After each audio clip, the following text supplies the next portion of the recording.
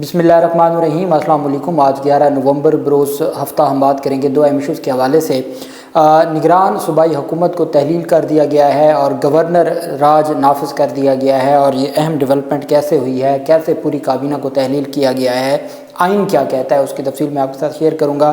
साथ हम बात करेंगे पाकिस्तान तहरीक इंसाफ के रहनुमा मियां असलम इकबाल ने पाकिस्तान तहरीक इंसाफ छोड़ने की तरदीद कर दी है। उनकी जानिब से कहा गया है कि उन्होंने पाकिस्तान तहरीक इंसाफ को नहीं छोड़ा, उसकी तफसील भी मैं आपके साथ शेयर करूँगा। आप जानते हैं कि कल मियां असलम इकबाल के भाई अमजद इकबाल की जानिब से एक वीडियो पैगाम जारी किया गया था, जिनको गिरफ़्तार किया गया था, और गिरफ़्तारी के बाद 15 दिन हिरासत में रखा, और फिर एक वीडियो पैगाम सामने आया जिसमें उनकी जानिब से कहा गया कि ना मेरा पाकिस्तान तहरीक इंसाफ से कोई तल्लुक़ है और ना मेरे भाई असलम इकबाल का कोई पाकिस्तान तहरीक इंसाफ से तल्लुक़ है, और हम पाकिस्तान तहरीक इंसाफ को छोड़ने का ऐलान करते हैं।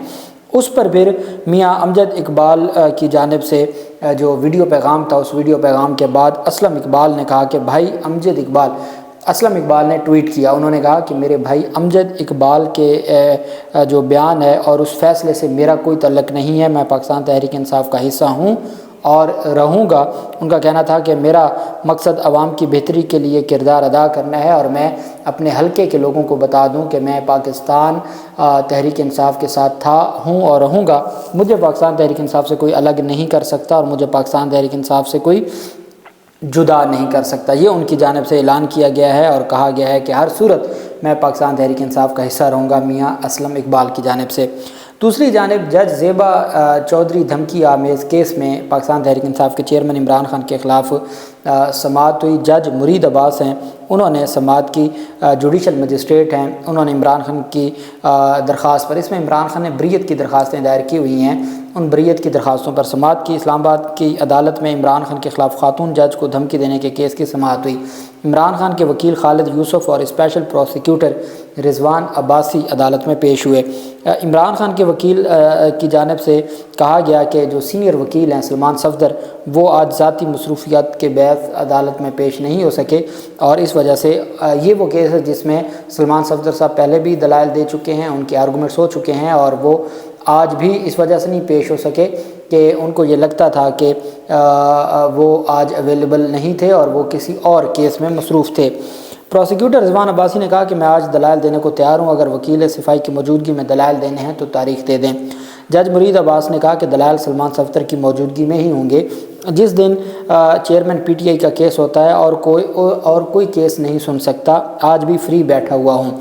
जज ने कहा कि खातून जज को धमकी के केस के लिए 2 दिसंबर की तारीख रख लेते हैं, हफ्ते का दिन मुकर्रर कर लेते हैं। हफ्ते को आला अदलिया, हाई कोर्ट और सुप्रीम कोर्ट की छुट्टी होती है, हर हफ्ते समाअत नहीं रख सकते, बाकी केसेस भी देखने होते हैं। इमरान खान के मुआवन वकील खालिद यूसुफ ने कहा कि साइफर केस में हर मंगल को समाअत होती है, इसके लिए भी मंगल का दिन रख लें। तो अदालत ने खातून जज धमकी के केस की समाअत 28 नवंबर तक मुलतवी कर दी। चूँकि सलमान सफदर के लिए मंगल वाले दिन पेश होना आसान होता है और वो मंगल वाले दिन ही पेश हो सकते हैं, ये कहना था उनके वकील का। जो केस तो इमरान खान के ख़िलाफ़ जिसमें कोई बड़ी सज़ा देनी हो, जिसमें कोई लंबी सज़ा देने का प्लान हो या सज़ा सुनानी हो, उसमें तो इनकी जानिब से हमेशा उन केसेस को जल्द चलाया जाता है और उनको जल्दी वाइंड अप करने की कोशिश की जाती है। लेकिन जहाँ पर मामला आ जाता है इस तरह के केसेस का, जिन केसेस का पता है कि वो किसी भी सूरत में वो डिक्री नहीं हो सकते या कोई इमरान खान को सेंटेंस नहीं सुनाई जा सकती, उन केसेस को ये लिंगर डाउन करते हैं और उन केसेस को ये लटकाते हैं। यही वजह है कि इसमें अदालत खुद 2 दिसंबर की तारीख देने को तैयार बैठी थी, लेकिन 28 नवंबर की तारीख दी गई है मंगल के दिन की, ताकि इस पर समाअत हो सके। दूसरी तरफ एक अफसोसनाक वाक़या पेश आया। वज़ीर आला खैबर पख्तूनख्वा, उनकी अचानक डेथ हुई है। उनको हार्ट अटैक हुआ और हार्ट अटैक से उनकी डेथ हो गई और निगरान वज़ीर आला इंतकाल कर गए। इसमें जो गुज़श्ता शब सूबाई निगरान हुकूमत है उसकी जानिब से कहा गया कि गुज़श्ता शब आज़म ख़ान को हस्पताल लाया गया था, उनको हार्ट अटैक हुआ, उनको अस्पताल लाया गया जहां वो जानबर ना हो सके। तर्जमान RMI अस्पताल के मुताबिक आज़म ख़ान कल रात दिल की तकलीफ़ पर अस्पताल लाए गए। उनकी तबीयत रात ही से तशवीशनाक थी और वो आर्ज़ क़ल्ब में भी मुब्तला थे।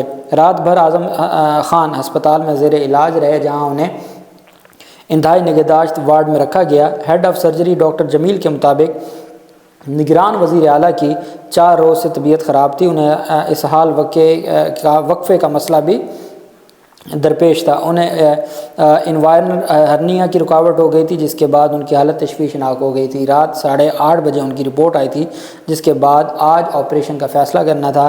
ڈاکٹر جمیل کے مطابق صبح 9 بجے واش روم وہ خود گئے، بعد میں ان کو دوبارہ دل کا دورہ پڑا اور وہ وفات پا گئے۔ نگران وزیر اعلیٰ KP کے محمد اعظم خان ریٹائرڈ بیوروکریٹ تھے، جو ماضی میں وزیر خزانہ، وفاقی سیکرٹری وزارت پیٹرولیم و قدرتی وسائل اور وفاقی سیکرٹری مذہبی امور بھی رہے ہیں۔ ان کا تعلق چارسدہ کے پڑانگ علاقے سے تھا اور وہ سابق انسپکٹر جنرل پولیس محمد عباس خان کے بھائی تھے۔ اعظم خان نے ماضی میں چیف سیکرٹری اور مختلف وزارتوں کے سیکرٹری کے طور پر بھی کام کیا۔ انہوں نے پشاور یونیورسٹی سے قانون کی تعلیم حاصل کی، جس کی وہ بار ایٹ لا کی ڈگری مکمل کر کے لنک ان لنڈن میں بھی زیر تعلیم رہے۔ نگران وزیر اعلیٰ خیبر پختونخوا کے طور پر محمد اعظم خان کا نام اپوزیشن کی جانب سے دیا گیا تھا، جس پر سابق وزیر اعلیٰ محمود خان نے بھی اتفاق کیا تھا۔ نگران وزیر اعلیٰ اعظم خان کے انتقال سے جو تمام حلقے ہیں ان کی جانب سے افسوس کا اظہار کیا جا رہا ہے، اور اس بات کی طرف یہ باتیں بھی اب آنا شروع ہو گئیں، چونکہ یہ وہ نگران وزیر اعلیٰ تھے کہ جن کا کوئی کردار نہیں تھا۔ حکومت پہلے بھی گورنر خیبر پختونخوا جو سمدھی ہیں مولانا فضل الرحمان کے، وہی حکومت کی دیکھ بھال کر رہے تھے، وہی حکومت چلا رہے تھے۔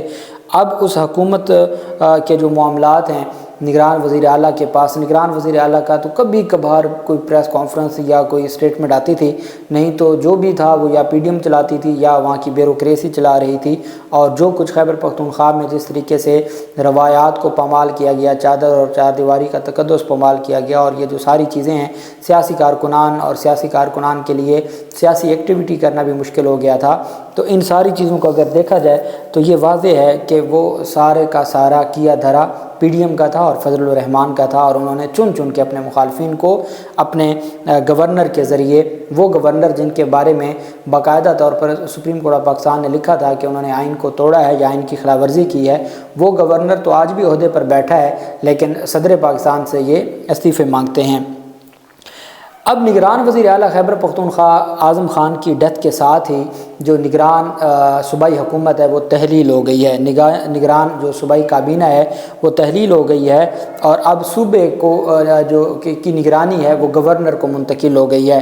ایک طرح سے آپ کہہ سکتے ہیں کہ گورنر راج آ گیا ہے خیبر پختونخوا میں، اور گورنر راج آتے ہی سارے کے سارے اختیارات گورنر خیبر پختونخوا کے پاس آ گئے، اور صوبے میں اس وقت کوئی بھی حکومت نہیں ہے۔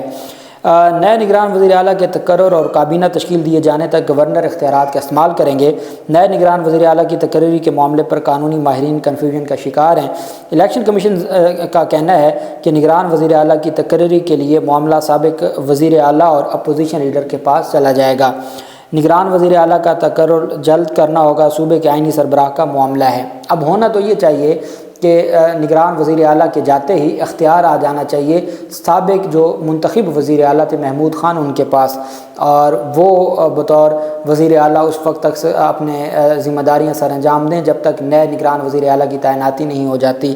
لیکن اب انہوں نے گورنر کو اختیارات دے دیے ہیں، اور اب الیکشن کمیشن کہتا ہے کہ نگران وزیر اعلیٰ کا جو تقرری ہے اس کے لیے دوبارہ وہی پروسیس شروع کرنا ہوگا جو پہلے ہوتا ہے۔ سابق وزیر اعلیٰ اور اپوزیشن اتفاق نہ کر سکے تو پھر معاملہ الیکشن کمیشن کے پاس آئے گا۔ نگران وزیر اعلیٰ کی دوبارہ تقرری کا ایسا معاملہ پہلی بار سامنے آیا ہے کہ کوئی نگران اپنے ٹینیور میں جو نگران تو وہ 1 سال سے تھے، اور 1 سال نہیں 9-10 ماہ ہو گئے ہیں وہ نگران وزیر اعلیٰ کے طور پر کام کر رہے ہیں۔ چونکہ 3 ماہ کے لیے ٹینیور ہوتا ہے، ہمیشہ 3 ماہ کے لیے نگران کا ٹینیور رہا ہے، کبھی ایسا کوئی معاملہ نہیں ہوا کہ کسی کی ڈیتھ ہو گئی ہو اور پھر دوبارہ نگران وزیر اعلیٰ تعینات کرنا پڑے یا دوبارہ جو نگران حکومت ہے وہ لانی پڑے، لیکن یہاں پہلی دفعہ یہ معاملہ ہوا ہے۔ سابق AG advocate general Shumail but کا اس سلسلے میں کہنا ہے کہ آئین کے آرٹیکل 224A کے مطابق نگران وزیر اعلیٰ کا تقرر وزیر اعلیٰ اور اپوزیشن لیڈر نے کرنا ہے۔ 3 روز کے اندر لیڈر آف دی ہاؤس اور لیڈر آف دی اپوزیشن نے بیٹھنا ہوگا۔ اگر نگران وزیر اعلیٰ کے نام پر اتفاق نہ ہوا تو معاملہ کمیٹی یا پھر الیکشن کمیشن کے پاس چلا جائے گا۔ آئین میں ایک ہی نگران وزیر اعلیٰ کی تقرری کا طریقہ کار ہے، دوسرے نگران وزیر اعلیٰ کا نہیں ہے۔ اب دیکھنا یہ ہے کہ اس معاملے کو کیسے حل کیا جاتا ہے۔ दूसरी जानिब इलेक्शन कमीशन के लिए अब ये एक आइनी बहरान सामने आ रहा है। निगरान वज़ीर आला की KP की वफ़ात, नए वज़ीर आला की तकरीरी पर अख्तियार किसको है? इलेक्शन कमीशन के पास है या दोबारा साबिक वज़ीर आला और अपोजिशन लीडर के पास है? आइन खामोश है और इलेक्शन कमीशन कन्फ्यूजन का शिकार है। निगरान वज़ीर आला के लिए इलेक्शन कमीशन को नाम कौन देगा? नए निगरान वज़ीर आला की तकरीरी तक सीनियर वज़ीर को कायम मुकाम वज़ीर बनाए जाने का भी इम्कान सामने आया है, लेकिन अभी तक कोई भी जो कन्फर्मेशन है वो नहीं हो सकी। यहाँ तक पता चला है कि गवर्नर को इख्तियारात दे दिए गए हैं, इंतज़ामी इख्तियारात, के वो तब तक इंतज़ामी इख्तियारात चलाएँ जब तक नए निगरान वज़ीर आला नहीं आते। तो पहले भी इनडायरेक्टली वही चला रहे थे, अब डायरेक्टली उनको इख्तियारात दे दिए गए हैं। अल्लाह पाक जो निगरान वज़ीर आला खैबर पख्तूनख्वा आज़म खान थे उनके दर्जात बुलंद करे, उनकी गलतियाँ कोताहियाँ माफ़ करे। अल्लाह पाक पाकिस्तान कामयाब नासिर हो। बहुत शुक्रिया। अल्लाह हाफ़िज़। पाकिस्तान ज़िंदाबाद।